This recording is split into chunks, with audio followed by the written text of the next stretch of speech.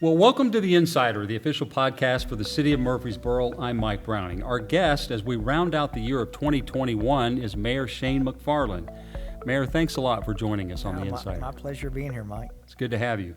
The mayor joins us from the studio and from the council chambers here at the City of Murfreesboro City Hall, and you've been elected to the City Council going all the way back to 2006. So you've been around government for a while. It's been, and before that, I was on the Planning Commission for 4 years, so have really been associated with the City of Murfreesboro. This will be my 20th year being with the city. It's almost like you don't know anything different than to be here working with the government. I know it's, and what's funny is I remember sitting in this chamber when they flashed pictures of my now almost 18-year-old boys that they put them on the screen when they were born. So it's pretty cool that have been part of such a great city for so long. And then it's been since 2014 that you were elected mayor, and that's a whole different ball game. And I know I observe you how you do it. You deal with it. It's a part-time job, but you make it a full-time job. It's different from being a council member. I'm not saying it's anyone's better than the other, but it's definitely something, as we were joking about before we started, that you learn, and luckily I'm surrounded by great staff. I mean, much like our City TV3 staff and you and our management team, that they do such a great job that it makes my job easier. But it's just a different job. The thing that I would say that's different as a council member, when I was a council member, it seemed like that you really could let things come to you, like in the meetings. You really could just make your decision a lot of times at the meetings. But as mayor, you don't get that opportunity. A lot of times people want to immediately know where you stand on things, and that makes it tough sometimes. How many either calls or emails do you think you get a week roughly from people with the city? Oh gosh, I mean, it varies week to week, and that's one of the things I think that's so different than 20 years ago, that you used to get a lot of phone calls because that was really the only way that people would communicate with you. And I think through social media, things have changed substantially. So, as I would say, from staff in the city, I mean, it could be as much as 100 or so emails a day that you go through. And I've got an OCD nature in my email and my text messages, so I feel like I have to get through all those in a day. So that seems to be challenging sometimes. But I think from your constituents and your customers that are out in the community, that you notice now that things are not just email based. You have to keep up with your Facebook message page, your comments, your Twitter, even Instagram now. So that makes it a little more challenging to make sure that you're staying up with people who are contacting you. Yeah, there's almost too much information now. We're inundated with information on a constant basis. It's 24/7. It is, and typically, my day starts pretty early. But the first thing I do is, I'll check my phone just to see what notifications or emails that you had over the night, and then you hope and pray none of them are bad. So and we're fortunate in Murfreesboro that we don't get a lot of those bad things that happen. So we've been blessed with all the things going on in the city.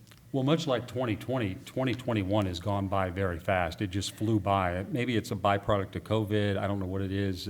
I've heard people say the older you get, the faster life goes. But yeah. 2021 has flown by, and we wanted to talk to you about, some of the things that the city has accomplished Sure. through your leadership this year, and we want you to be able to highlight some of those accomplishments. Yeah, we especially over really the last month or 2 months, there's been a lot that's happened in the city. But I think comparing 2021 to 2020, 2020 was the year of the unexpected, that going through and continuing to somewhat go through a pandemic, and people just it's not like we had a playbook that we just pulled out and said, okay, if a pandemic ever happens in Murfreesboro, here's the playbook we're going to follow. So, the guidance from the federal government and the state changed literally daily.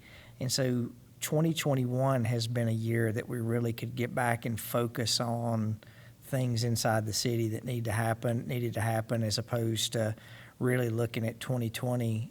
I don't want to say that it was a lost year, but 2020 was just a year of almost reaction. It seemed like you were reactionary on a daily basis of all the things that were happening. So what approach did the city take in formulating the budgets, given that there was so much uncertainty? Yeah, I mean, if you go look at this year's budget, really compared to last year's budget, in 2020, we didn't know what to really, as we were going through, with COVID starting in really March, and then that's typically right when we start in the dead heat of getting our budget formulated. And so our staff did a great job with putting together the budget in 2020 to, because that is the thing you have to take into account. Our budget runs from July 1 to June. So our budget that we approved in mid-2020, finished up mid this year in 2021. And there was a lot of guesswork that had to be put together in that. So luckily, everyone put together a really conservative budget, not knowing what COVID would do to sales tax, if hotel motel or tourism would rebound, because for 6 months hotel motel income it wasn't zero, but it was pretty close. So we got our number back in July. Really, after the audit went through, we got our final numbers in October, and we added a substantial amount into our general fund, which is our rainy day account, and had a great year. We were up in sales tax. We were up in all of the things that you really look at that are more not a fixed revenue source. So it was a really good year in the city. Recently, the state reported that it had a pretty substantial surplus. And I guess part of that is, Tennessee is one of the biggest growth states in the country right now, yeah, in terms of its economy. So we benefit from that in terms of the state sales tax, right? Yeah, and, the state sales tax is directly, derived from your municipalities. And I had a cup of coffee with a guy this morning just sort of explaining different things, and not many people understand that, our sales tax that we collect, half of that goes to the state, and then we keep a quarter of the total amount, and a quarter goes to the county. So, as your municipalities grow, and as we invest, it directly benefits what happens in the state. So I think that's something you see overall, that the growth that we have in the area, and that was something, as you talk about growth I think you look at Tennessee, you look at Texas, you look at a lot of the states around Florida, or a lot of the states around the South, and this is not a political statement, but there's so many people who are moving to these areas that are not from here. And I was just talking with my wife last night about how many people are moving from California into Tennessee, and I think everyone's seeing that. And so that's one of the reasons we were named the #1 boomtown in the U.S. So it's something that we've all been working hard on. Yeah, the city's been in the top 20, sometimes top 10 for growth over several years. But this is the first time that I've seen us ranked #1 as a #1 boomtown. What does that mean? What was in that report? I'm proud, and there's several different factors. I think boom is something that is, to me, that is something that happens. You have a boom, and that's really an explosion, and it really gives the perception that it happens really quick, and that's not something in Murfreesboro that we just didn't all of a sudden have the population growth that we had in 2020. Or 2021. This is something that when I moved here in the early 1990s, our population was 40,000 people, and now we're at 160,000 people. So, this is not just something that's happened overnight. So I don't, although I'm proud that we are named a boomtown, I don't like the connotation that a boomtown has, that it's not sustainable, because we've sustained this growth for almost 30 years now. But the things that we're proud of that they looked at it's not just population growth. They looked at the unemployment rate. Our unemployment rate is around 3%. They looked at a number that we've really been working hard on, but is your household median income.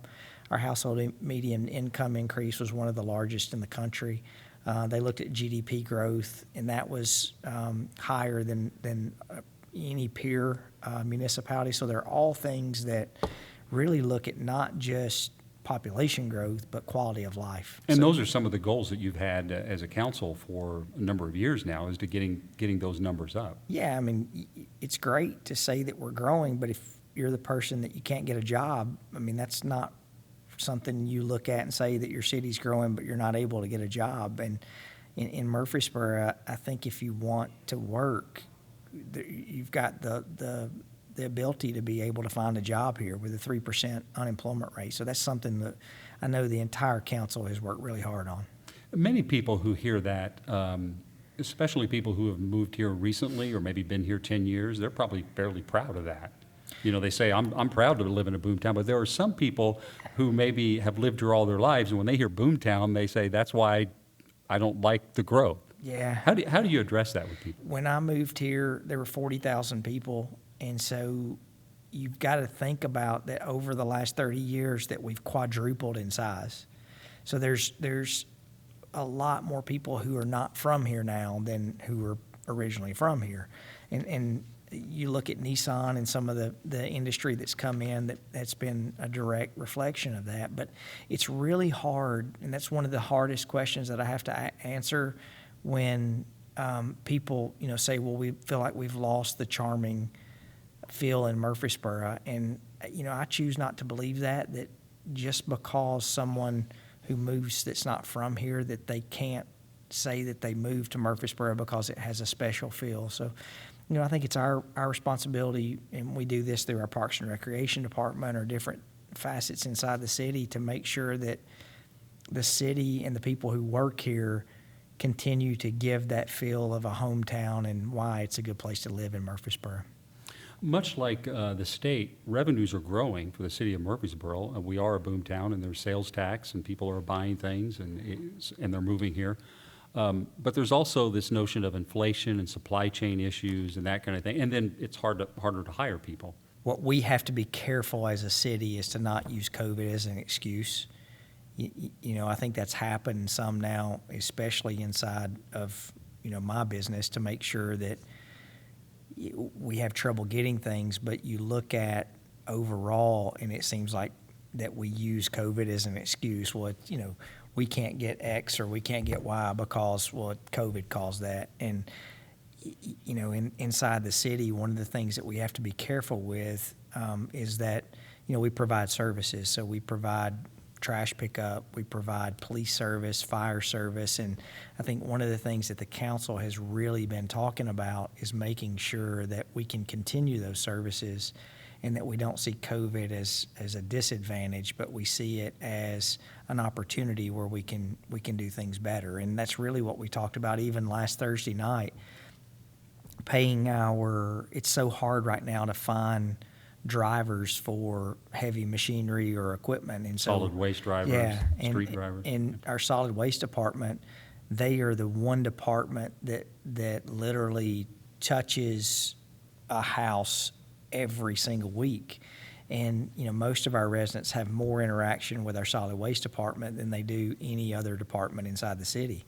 And so we've got to make sure that we can continue to provide those services and figure out how fuel's more expensive now. 75% of the things that we do inside the city require fuel use.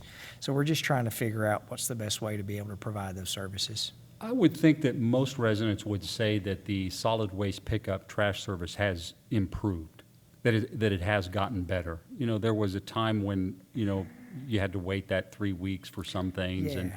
and there were some issues, but I think you've reached out and gotten a contract with a company to help. Yeah, a couple of years ago, we pick up almost 48,000 trash cans per week.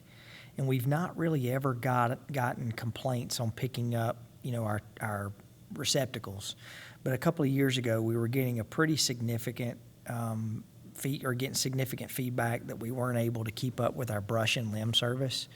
And the council made the decision that we broke the city down into quadrants and not only utilizing our solid waste staff, but we subcontracted out with another company to help catch up. And so that's really helped us cut that down to about a 2-week lead time, which is what we originally had wanted. So that's been very successful. A couple of years ago, the city initiated the sale of the electric department. Yeah. And that was successful, and now the issue is how to use those proceeds. And so that's one of the things that was pretty big this year is Rick LaLance headed up a committee that looked into that, a community committee, and now you're at the point of establishing how you're going to go about dealing with that, and it's still in process. With the legislature, you're going to have to go and, Sure. and change the charter. So Yeah, maybe explain some of that. Yeah, you talk about the difference with people who, lived here all their lives. Change is really tough, and especially inside a government. A government doesn't move fast, so change is even tough within the government. So I think the decision that the council made to sell MED 15 years from now, 20 years from now, future council members are going to look back, in my opinion, and see that as one of the best decisions the city's ever made. And we're starting to see that now in the decision that we made as we're starting to put together how we're going to use those funds. I think initially, there was a narrative that was put out there that we wanted to get the funds and spend them, like what's the old saying, like a drunken sailor, that, Right. We wanted to spend that money as quick as we could. And the council has made the decision to do the exact opposite. We actually are going to the state and changing our charter and putting it in writing with our state delegation, and the legislature will vote on it, that we are putting exactly what we have decided with those funds. And so it's setting up a trust. It's basically saying that future councils can never spend into the principal amount of roughly, it's about $250 million, without either one, having a referendum, or two, getting the legislature to approve changing the charter back, which will be really, really tough. But what this allows us to do is to take those funds. Our pension over the last 25 years has averaged about a 10% return. We're figuring moving forward a 4% conservative rate. 30 some odd or 60 some odd percent less than where we are right now. And then we can use those funds, one, to bolster our strategic partnerships inside the city with our community organizations like Journey Home, Greenhouse Ministries, who we're trying to help work on several issues. But, more importantly, it allows us supplemental funds to be able to come to the city. MED was bringing in about $3 million a year was the total on a $250 million asset. So it's about a return on investment about a 1.5%. Conservatively, over a 15-year period, we're talking $60-70 million between several different variations that could come into the city to be able to help us with our budget. And ultimately, the goal that we all have is to not have to raise taxes, and that's one of the things that we're really excited about. So by prudently investing this money and saving off the interest, you're going to be able to reinvest in the community in ways that you wouldn't have been able to otherwise. I think a figure has been put out there in the millions of dollars that would go into the budget, and that's an estimate figure. Sure. But it can go towards some of the things that people are most concerned about or complain about, which is roads, and you mention it all the time. Yeah, and the roads, that's one of the huge priorities that we've put as a council. Almost 75% of the funds that we expend every year that we have in our capital improvement plan are all to transportation projects. And so what this allows us to do, I think the number is almost $40 million over the first 5 years. And the great thing with that $40 million, these are all going to be based on state road projects. And not a lot of people realize that the majority of roads that are in Murfreesboro are all state roads. Well, this is going to allow us to partner with the state, and typically they fund on a 4-to-1 or a 3-to-1 ratio. So if we give $1, if we put in $1 to a state project, they give us $4. We're conservatively figuring that if we put in $1, they're gonna match it with $2. So we can take that $40 million and we can leverage that to basically $80 million in road projects to get these projects moving along Push faster. it up faster. Yeah. I think one of them that's been discussed, I'm not sure if it's on the list, but creating these bridges over I-24. Yeah, I mean, all the low-hanging fruit in road projects we've already done. So the road projects that we're going to move forward with are all your tougher road projects to be able to build. So you've got, it's the Beasy Road out by where Costco is, a new road that would cross over the interstate that would allow, people from the west, from that sort of Cason Lane area to get to another side of town or a different interchange without going to the Cason Lane interchange. I don't think anyone who lives in Murfreesboro can argue that the River Rock intersection with Cason Lane is just not good.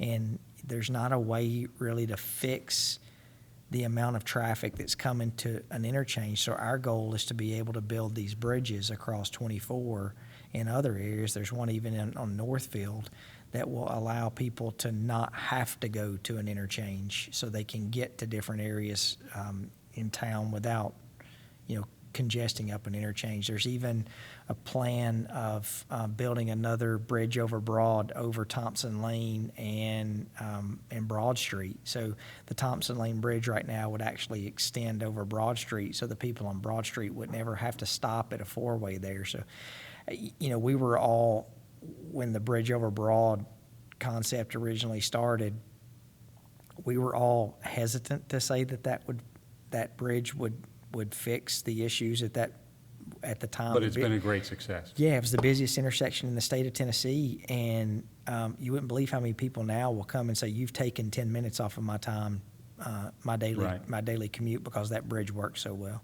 We've talked about the budget. We've talked about the MED proceeds, both good things going on in the city. Let's talk about economic development. A big announcement in December with Legacy Sports, Tennessee. Yeah. You must have been pretty excited about that day. Yeah, excited is probably an understatement. We worked with them for almost 14 months and kept it quiet. This group came in, and I think there were 15 of them that came in.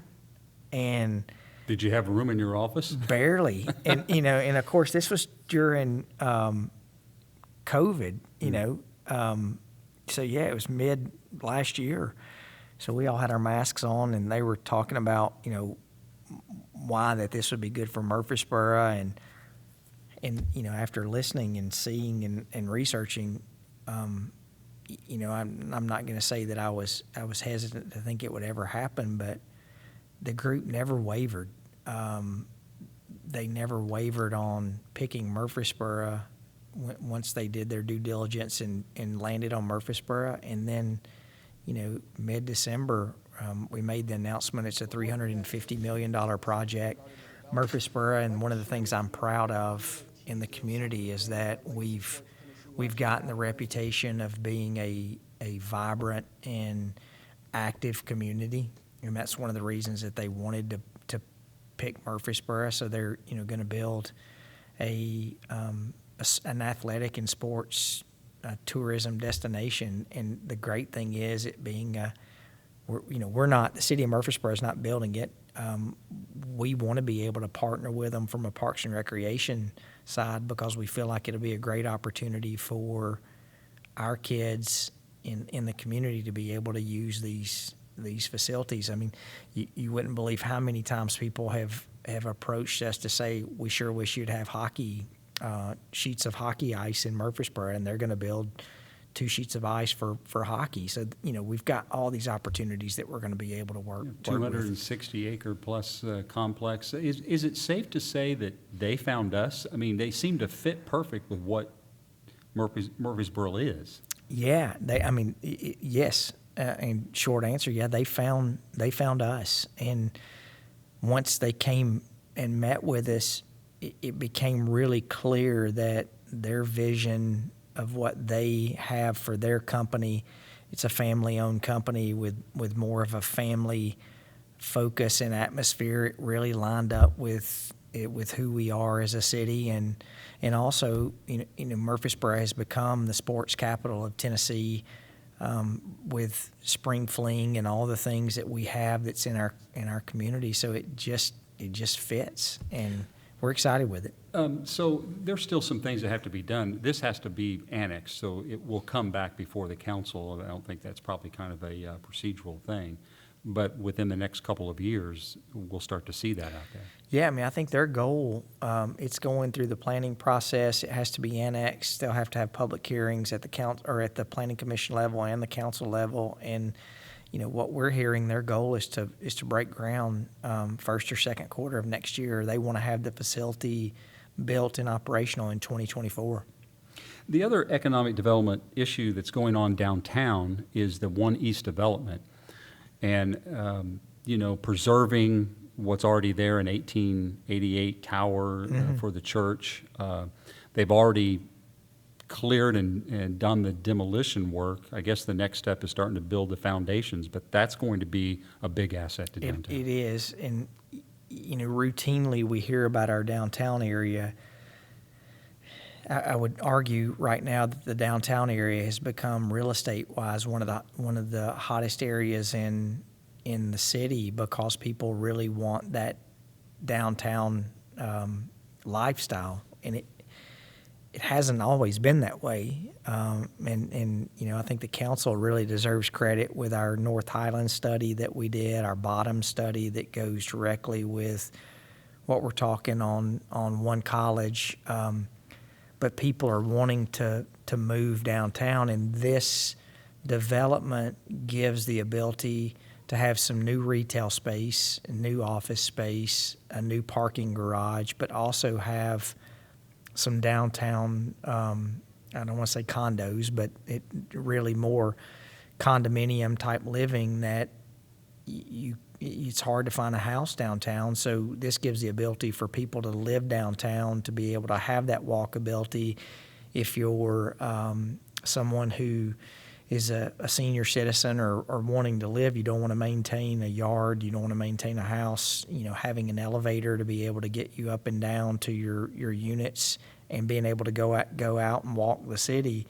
Activity breeds activity, and one of the things that you look at in a vibrant downtown is there seems to always be activity and something happening, and this is one of the things that helps us keep that vibrant atmosphere moving along. And you've really noticed that in the last several months to a year, the activity picking up downtown. Another place where activity is picking up is out off of Cherry Lane and Memorial with the Siegel Soccer Complex. You've spent a lot of time out there with your children with soccer, but now it's going to become an even bigger attraction for tourism.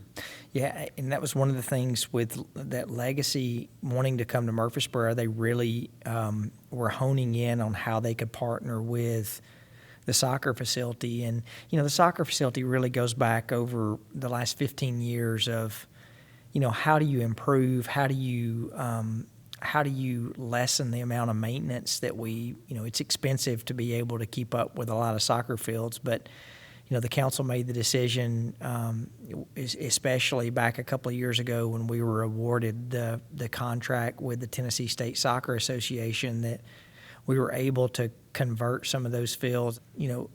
Our rental revenue, and Councilman LaLance was telling me this at the meeting the other night, that our rental revenue out at Siegel Soccer Complex is almost twice what it was last year with these new the synthetic fields. The new synthetic fields. And those synthetic fields, you don't have to mow them.